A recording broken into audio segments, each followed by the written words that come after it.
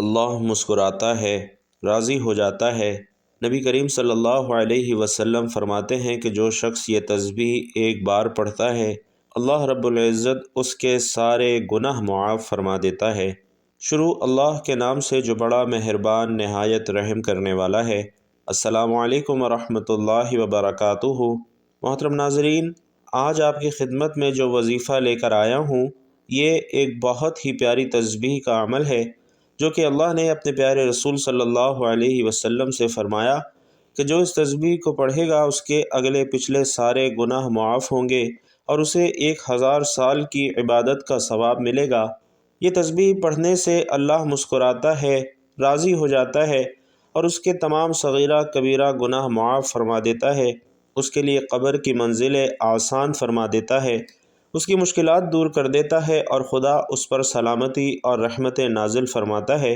کیونکہ ناظرین، جب اللہ راضی ہو جائے، اس کا محبوب راضی ہو جائے، تو پھر دنیا آپ کے قدموں میں ہوگی، دنیا کی ہر چیز آپ کو حاصل ہوگی، لیکن آپ نے اللہ پر یقین کے ساتھ، اللہ پر بھروسے کے ساتھ، سچے دل کے ساتھ اعمال کرنے ہیں، اللہ سے گناہوں کی توبہ کرنی ہے۔ اور آج کا جو عمل آپ کو بتا رہا ہوں، یہ وہ عمل ہے جو اللہ رب العزت نے حضور علیہ السلام سے فرمایا کہ اس تسبیح کو پڑھے گا 1000 سال کی عبادت کا ثواب ہوگا اور 1000 سال کے گناہ معاف ہوں گے۔ ناظرین، سوچئے کہ یہ کتنی فضیلت والی تسبیح ہے۔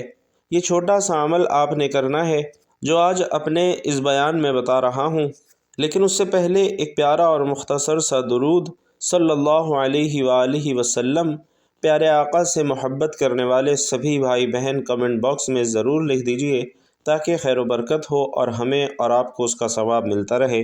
ناظرین، اللہ رب العزت بہت رحیم و کریم ہے۔ اللہ انسان کو اپنی طرف بلانے کے بہانے ڈھونڈتا ہے کہ کسی طرح میرا بندہ میری طرف آ جائے، شیطان سے ہٹ کر میرے راستے پر آئے۔ اللہ رب العزت بے نیاز ذات ہے، وہ کسی کی محتاج نہیں اور نہ اس کو کسی کی ضرورت ہے، لیکن اس کی رحمت جو چاہتی ہے کہ انسان جہنم سے بچ کر جنت میں چلا جائے۔ زمین و آسمان کا مالک اللہ، مشرق اور مغرب کا مالک اللہ، سب کا مالک اللہ ہے۔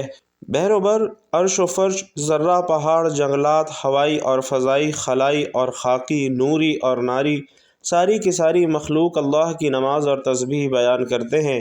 اللہ رب العزت اپنے بندوں سے کسی حال میں، کسی پل میں، کسی لمحے میں غافل نہیں ہے۔ صرف بندے ہی نہیں بلکہ کائنات کا ذرہ ذرہ اور چپا چپا اس کے سامنے ہے اور وہ اس کی حرکات و سکنات سے بالکل باخبر ہے۔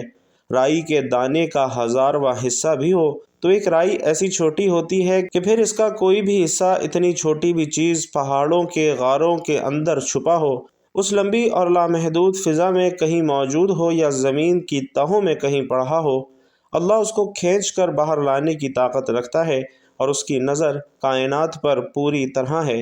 حدیث مبارکہ میں ہے کہ اللہ کی نظر ساری کائنات کو دیکھ رہی ہے۔ مثال کے طور پر ایک کالا پتھر، پہاڑ بھی کالا، پھر رات بھی کالی اور پھر جنگل چھا چکا ہے، پتے پڑے ہوئے ہیں، گھاس ہے، ہریالی ہے۔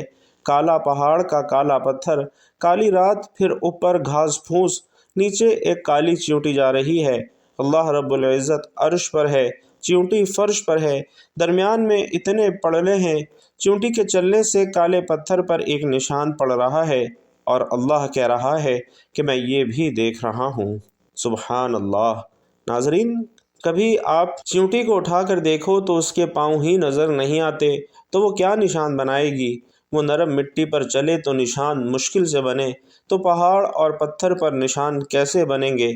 لیکن اگر بڑی بڑی خردیں بنائی جائیں تو ہی نظر آئیں گی، اور اللہ رب العزت کہہ رہا ہے کہ میں اسے بھی دیکھ رہا ہوں۔ اور اللہ تعالیٰ کیسا سننے والا ہے۔ زور سے بولو، تمہارے اندر کے چھپے ہوئے بید کو بھی جانتا ہے۔ تم چپکے سے بولو، تم دل ہی دل میں سوچو، اللہ کہتا ہے کہ میں وہ بھی سن رہا ہوں۔ تمہارے سانس کو نکلتا دیکھے، اترتا دیکھے، تمہاری سانس کی آواز سنے، دل کی دھڑکن سنے، رگوں میں چلنے والے خون کی آواز کو سنے، پتا ٹوٹے اس کے ٹوٹنے کی آواز سنے، زمین پر گرے اس کے گرنے کی آواز سنے، چیونٹی کی پکار سنے، آواز سنے، فریاد سنے، تہوں میں چلنے والے کیڑوں کی صدائیں اور آواز سنے، ریت کا ایک ایک ذرہ، زمین کا ایک ایک ذرہ، درخت کا ایک ایک پتا، زمین کے اندر جو کچھ ہے اللہ کے علم میں ہے۔ محترم ناظرین، اللہ کی تعریف کون کر سکتا ہے؟ اللہ خود ہی اپنی صفات بیان کرتا ہے، کہتا ہے کہ سمندر کو سیاہی بنا دوں، 7 سمندر بھی سیاہی بن جائیں، ساری دنیا کے درخت لے کر قلم بنا دوں، ایک سندل کے درخت سے کتنی قلمیں بنے، سمندر اور سیاہی، درخت، قلم، انسان اور جنات لکھنے بیٹھ جائیں، فرشتے بھی آ کر لکھنا شروع کر دیں۔ اللہ رب العزت فرماتے ہیں کہ سمندر خشک ہو جائیں گے، قلمیں ٹوٹ جائیں گی، لیکن میری تعریف ختم نہیں ہوگی۔ ناظرین، اللہ رب العزت وہ ذات ہے جسے سارا جہان پکارتا ہے، اور اللہ سب سے یہ نہیں کہتا کہ باری باری بولو، یہ نہیں کہتا کہ صرف عربی بولو، یہ نہیں کہتا کہ اردو بولو، ہندی، انگلش بولو، دنیا کی جتنی زبانیں ہیں ان میں بولو، کائنات کی ساری زبانوں میں اپنے رب کو پکارو۔ وہ فرماتا ہے کہ میں تمہیں سننے والا رب ہوں، کہ مجھے تمہاری باری لگانے کی ضرورت نہیں، میں تم سب کی چیخ و پکار کو الگ الگ سنتا ہوں، جو ہوگا تم سب کا اکٹھا بولنا مجھے غلطی میں نہیں ڈالے گا کہ فلاں نے کیا لفظ بولا اور فلاں نے کیا کہا، میں سب کی بات الگ الگ سن سکتا ہوں۔ تو محترم ناظرین، ایسی زبردست شان والے اللہ کی نہ ماننا، اس کی نافرمانی کرنا ہمیں ہی ہلاکت میں ڈالتا ہے، ہمارا ہی نقصان کرتا ہے۔ اللہ کے نبی کہہ رہے ہیں کہ کل حساب ہونے والا ہے، اور عمل کوئی نہیں کر سکتا اس وقت، تو جو سب سے بڑی آفت اور مصیبت ہے کہ انسان یہ دنیا چھوڑ کر جاتا ہے۔ کتنے ارمانوں سے لوگوں نے گھر بنائے ہوئے ہیں، ہر شخص نے بڑے پیار محبت سے اپنا گھر بنایا ہے، حتیٰ کہ چڑیا بھی گھونسلہ بڑے شوق سے بناتی ہے، اور یہ ہر جاندار کی فطرت ہے کہ وہ رہنے کے لیے کوئی نہ کوئی ٹھکانہ بناتا ہے، کتنے ارمانوں سے گھر بناتا ہے اور پھر خاموشی سے چھوڑ کر لوگوں کے کندھوں پر سوار ہو کر اندھیری کوٹری میں جا کر سو جاتا ہے۔ حبیب ابن عمر رحمۃ اللہ علیہ ایک تابعی ہیں، صحابہ کرام رضوان اللہ تعالی علیہ مجمعین کے شاگرد، بڑے خوبصورت تھے، قید ہو گئے، کل 10 آدمی تھے، 9 کو انہوں نے قتل کر لیا اور انہیں پکڑ لیا۔ رومن سردار نے کہا کہ میں اس کو اپنا غلام بناؤں گا، قید میں لے کر کہنے لگا کہ اگر تو ایسا ہی ہو جا تو میں تجھے اپنی بیٹی دے دوں گا، تجھے اپنی ریاست میں حصہ بھی دوں گا۔ انہوں نے فرمایا کہ اگر تو سارا جہان بھی دے دے تو یہ نہیں ہو سکتا، کفر تو بے حیا ہوتا ہے، حیا تو سراسر اسلام میں ہے۔ اس نے اپنی بیٹی سے کہا کہ جاؤ اس سے بدکاری کرو، جب یہ اس رخ پر آئے گا تو اسلام بھی چھوٹ جائے گا۔ ناظرین، روم کی لڑکی تھی، ادھر روم کا حسن، ادھر عرب کی جوانی، آگ بھی تیز اور قوت بھی جوان ہے، اور یہ 2 ہیں، تیسرا کوئی بھی نہیں ہے۔ اب یہاں ساری رکاوٹیں ختم ہیں، وہ دعوت دے رہی ہے، اور یہ نوجوان اپنی نظریں جھکانے کی لذت چکھے ہوئے ہیں، انہیں پاک دامنی کی لذت کا پتہ ہے، لہٰذا ان کی نظر اٹھنے کا نام ہی نہیں لیتی۔ اس لڑکی نے سارے جتن کر مارے اپنے حسن کا ہر تیر آزما لیا، اپنے مکر کا ہر جال پھینک لیا، لیکن پاک دامنی کی تلوار نے ہر جال کی ہر تار کو توڑ دیا اور ہر تیر کو بیکار کر دیا۔ آخر 3 دن کے بعد اس نے ہتھیار ڈالے اور کہنے لگی کہ اللہ کے بندے، یہ تو بتا کہ تجھے روکتا کون ہے؟ آج تیسرا دن ہے، تو نے مجھے نظر اٹھا کر بھی نہیں دیکھا، تجھے روکنے والا کون ہے؟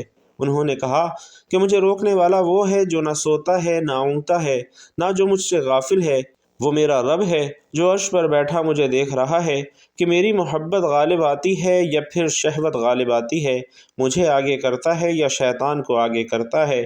اے لڑکی، مجھے میرے رب سے حیا آتی ہے، اس لیے میں نے اپنی طاقت کو روک رکھا ہے۔ ناظرین، وہ باہر نکل کر اپنے باپ سے کہتی ہے کہ آپ نے مجھے کس پتھر کے پاس بھیجا ہے، کس لوہے کے پاس بھیجا ہے جو نہ دیکھتا ہے نہ کھاتا ہے، میں اسے کیسے گمراہ کروں؟ محترم ناظرین، اللہ رب العزت کی ذات کا ڈر اور خوف انسان کو اس حد تک لے جاتا ہے کہ آج ہم کیا کر رہے ہیں یہ ہمیں سوچنا ہوگا۔ حضرت سلیمان فارسی رضی اللہ تعالی عنہ کو کون نہیں جانتا؟ حضرت حسن بصری رحمۃ اللہ علیہ نے فرمایا کہ اگر تمہارا دشمن اللہ کا نافرمان ہے تو تجھے بدلہ لینے کی کوئی ضرورت نہیں، اللہ خود اپنے نافرمان کا بدلہ چکائے گا۔ جو عبرتناک طریقے سے قبر اس کا حشر کرے گی، ساری دنیا کے انسانوں کو اس کے آنے والے دن سے بچانا ہے اور اپنے آپ کو بھی بچانا ہے۔ اللہ رب العالمین قرآن مجید میں ارشاد فرماتے ہیں، جس کا ترجمہ ہے کہ جس آگ کا ایندھن انسان اور پتھر ہیں۔ ناظرین، اس آیت کو سننے کے بعد حضرت سلیمان فارسی رضی اللہ تعالی عنہ روتے ہوئے باہر نکلے اور 3 دن غائب رہے، کسی کو نہ ملے۔ نبی علیہ الصلاۃ والسلام نے فرمایا کہ انہیں تلاش کرو۔ جب تلاش ہوئی تو پہاڑی میں بیٹھے ہوئے تھے، سر پر مٹی ڈالی ہوئی تھی اور روئے جا رہے تھے کہ اس آگ کی حالت کیا ہوگی جس کا ایندھن انسان اور پتھر ہیں۔ انہیں پکڑ کر آپ صلی اللہ علیہ وسلم کی خدمت میں لایا گیا تو فرمایا کہ اس آیت نے مجھے بے قرار کر دیا ہے۔ پیارے آقا صلی اللہ علیہ وسلم نے فرمایا آپ ان میں سے نہیں ہیں۔ سلیمان فارسی رضی اللہ تعالیٰ عنہ تو وہ ہیں کہ جس کو جنت خود چاہتی ہے، جس کو جنت چاہے وہ جنگلوں اور پہاڑوں میں نکل جائے، اور جسے کچھ پتہ ہی نہیں کہ اس کا ٹھکانہ جنت ہے یا جہنم ہے، وہ مزے کی نیند سو جائے۔ تو ناظرین، یہ اپنے ساتھ ناانصافی ہے۔ ایک صحابی تہجد کی نماز میں رو رہے تھے کہ اللہ جہنم کی آگ سے بچا۔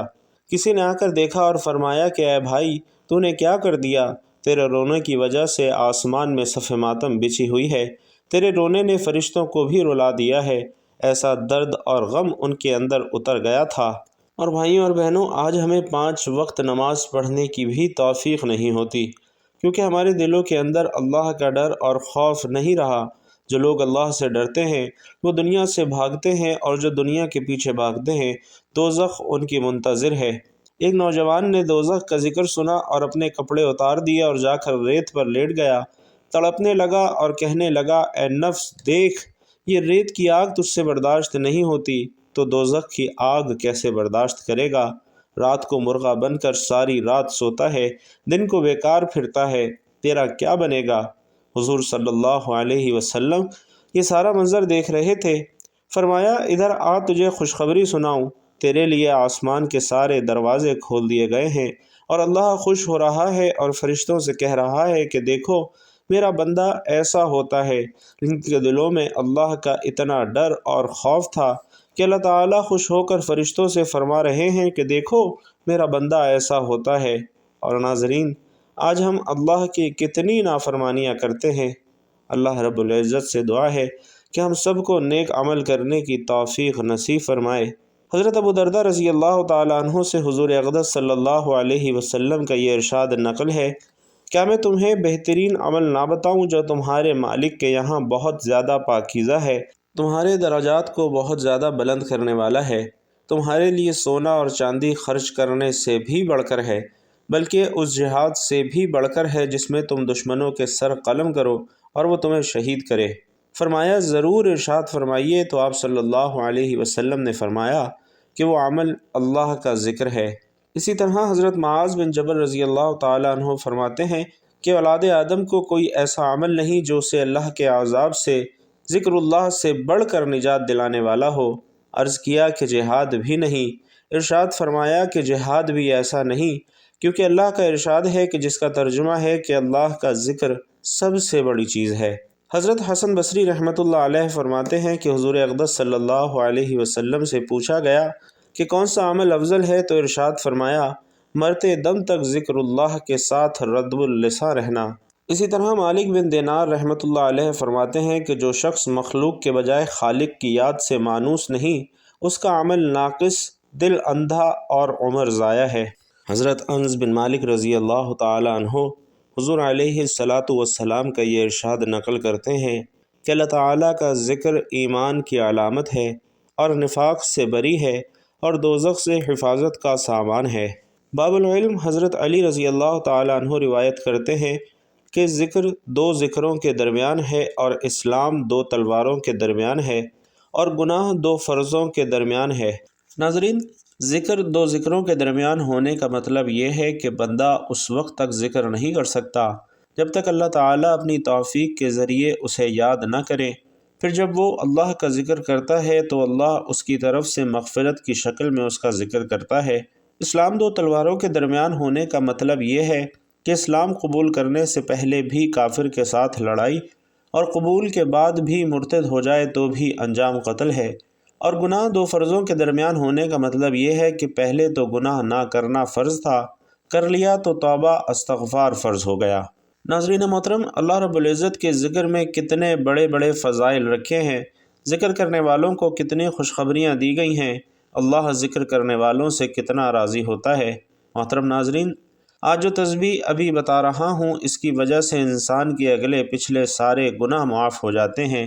یہ کتنی بڑی فضیلت ہے کہ اگر ہمارے ہزاروں سال کے گناہ معاف ہو جائیں، ہزاروں سال کی عبادت کا ثواب صرف ایک تسبیح کی وجہ سے مل جائے، اور پھر بھی اگر اسے ہم نہ پڑھ سکیں تو یہ ہماری غفلت کی انتہا ہے۔ حضرت ابن عباس رضی اللہ تعالی عنہ فرماتے ہیں کہ جب اللہ رب العزت نے حضرت یحییٰ بن زکریا علیہ السلام کو بنی اسرائیل کی طرف مبعوث فرمایا تو بنی اسرائیل کی انہیں 5 باتوں کا حکم کرنے کی تاکید فرمائی اور فرمایا کہ ان کی ہر بات کی مثال بھی سمجھیے۔ چنانچہ آپ نے انہیں ارشاد فرمایا، نمبر 1، صرف اللہ کی عبادت کرو، کسی کو اس کے ساتھ شریک مت بناؤ، اور اس کی مثال بیان فرمائی کہ شرک کی مثال یوں سمجھو جیسے کسی نے اپنے ذاتی مال سے ایک غلام خریدا اور اپنی باندی سے اس کا نکاح کر کے رہنے کے لیے ایک گھر بھی دیا اور تجارت کرنے کو مال دیا کہ منافع کما کر جو کچھ اپنی ضرورت سے بچ جائے وہ مالک کو ادا کر دے۔ ادھر غلام نے یہ کیا کہ منافع کے بجائے اپنی ضروریات کے بعد جو کچھ بچا تھوڑا سا مالک کو دے کر باقی سب اس نے مالک کے دشمن کو دے دیا۔ اب تم ہی بتاؤ کہ ایسے غلام کو کون اچھا کہے گا۔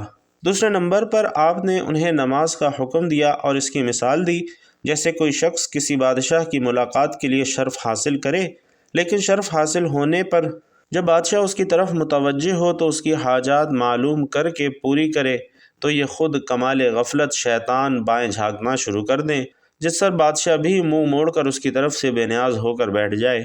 نمبر 3، آپ نے ان کو روزے کا حکم فرمایا اور ساتھ ہی یہ مثال سمجھائی کہ روزے دار کی مثال اس شخص کے جیسی ہے جو ہتھیار لگا کر تلوار تھام کر لڑائی کے لیے نکلتا ہے، جس کے بعد نہ تو دشمن اس تک پہنچ سکتا ہے اور نہ ہی اس کا کوئی ہتھیار اس پر کارگر ثابت ہو سکتا ہے۔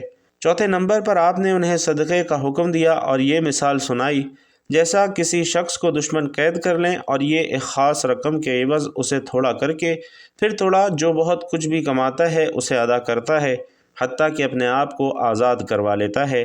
5ویں نمبر پر آپ نے انہیں اللہ رب العزت کے ذکر کا حکم دیا اور اس کی مثال کے ساتھ کہ ذکر کی مثال یوں سمجھو جیسے کسی قوم پر دشمن حملہ کرنے لگے اور وہ قوم قلعے میں داخل ہو کر دروازہ بند کر لے اور قلعہ بند ہو کر دشمن سے اپنی جان بچائے۔ تو ناظرین، آج کی تسبیح کی فضیلت بھی اسی طرح ہے کہ جس کے پڑھنے سے اللہ تعالیٰ انسان کے سارے گناہ معاف فرما دیتا ہے۔ یہ تسبیح پڑھنے سے اللہ مسکراتا ہے، اللہ راضی ہو جاتا ہے، اور اس تسبیح کو آپ نے خلوص نیت کے ساتھ پڑھنا ہے۔ سب سے پہلے آپ نے 3 مرتبہ درود پاک پڑھنا ہے، اللہم صلی علی محمد وعلی آل محمد کما صلیت علی ابراہیم وعلی آل ابراہیم انک حمید مجید، اللہم بارک علی محمد وعلی آل محمد کما بارکت علی ابراہیم وعلی آل ابراہیم انک حمید مجید۔ 3 مرتبہ درود پاک پڑھنے کے بعد آپ نے سب سے پہلا کلمہ یعنی لا الہ الا اللہ محمد الرسول اللہ 100 مرتبہ پڑھنا ہے۔ اس کے بعد آپ نے ایک تسبیح استغفر اللہ ربی من کل ذنب واتوب الیہ کی پڑھنی ہے، پھر 3 مرتبہ درود ابراہیمی پڑھنا ہے۔ اس کو آپ نے روزانہ 100 مرتبہ پڑھنا ہے، اور اس کے اجر کے بارے میں آپ پہلے ہی سن چکے ہیں کہ اللہ تعالیٰ اس کے پڑھنے سے انسان کے سارے گناہ معاف فرما دیتا ہے۔ اس لیے محترم ناظرین، یہ تسبیح خود بھی پڑھیں اور اپنے گھر میں اپنی خواتین اور بچوں کو بھی اس تسبیح کی تلقین فرمائیں۔ اللہ رب العزت سے دعا ہے کہ ہم سب کو نیکی کی بات سننے، سمجھنے اور اس پر عمل کرنے کی طاقت اور توفیق مرحمت فرمائے۔ میرا سنانا اور آپ کا سننا اپنی بارگاہ میں قبول و منظور فرمائے، آمین یا رب العالمین۔ محترم ناظرین، آخر میں اپنے رزق میں وسعت، برکت اور کشادگی کے لیے کمنٹ باکس میں اللہ تعالیٰ کا انتہائی طاقتور صفاتی نام یا رحمانو ضرور لکھتے جائیے گا۔